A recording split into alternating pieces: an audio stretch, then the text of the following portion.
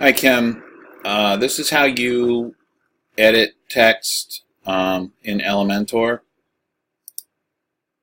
I'll show you how to log in first. So you log in. There's Hillside Pizza at hungryghostdemos.com/WP admin. Brings up the login screen. Use the login information that I gave you. This is mine. Login.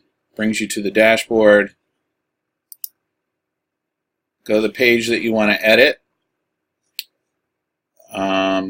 We'll use the home page as an example. Click Edit with Elementor. And it will load up the Elementor editing environment. You don't really have to worry about this stuff over here unless you're trying to change the page layout. If you're just trying to edit text, the easiest thing to do is just to go over to the text that you want to edit and start editing.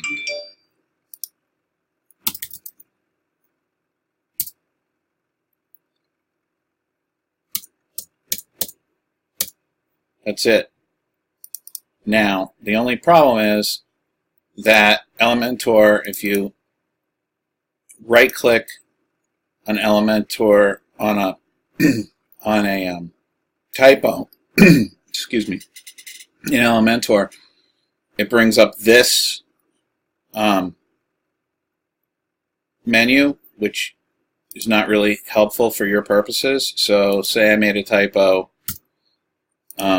Now it's showing up as a typo. You have to hold down the command button if you're using a Mac, and then right-click, and it'll give you the right spelling, and then you can fix it.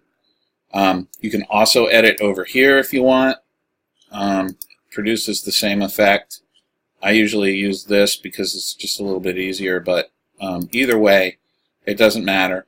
This is so you can bold stuff, you can underline it, you can make italics, you can insert a link, you can change the style. Whoa. You can add a list, you can do all kinds of stuff just in that. And that's it. So when you're done editing, you click Update down here at the bottom, and it will save everything for you. And that's pretty much it. When you're done editing a particular page, click this hamburger icon up here, and it'll say Exit to Dashboard. It'll bring you back to your page. Click View Page. You're back on the website. So then we can go over and edit Burniston. Same thing. Click Edit with Elementor.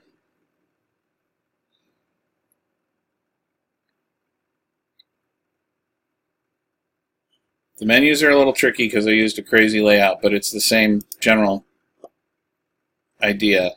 If you wanted to change this, you could just highlight it and unbold it.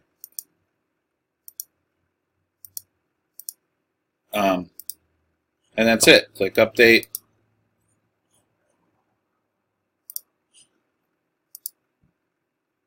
But the main thing I wanted to explain to you was that you have to hold down the Command key if you want to get the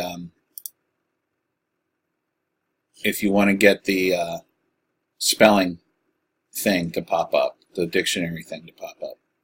So that's it. Thanks for listening. Hope this was helpful. Again, you can message me or call me if you have any questions. Thanks. Bye.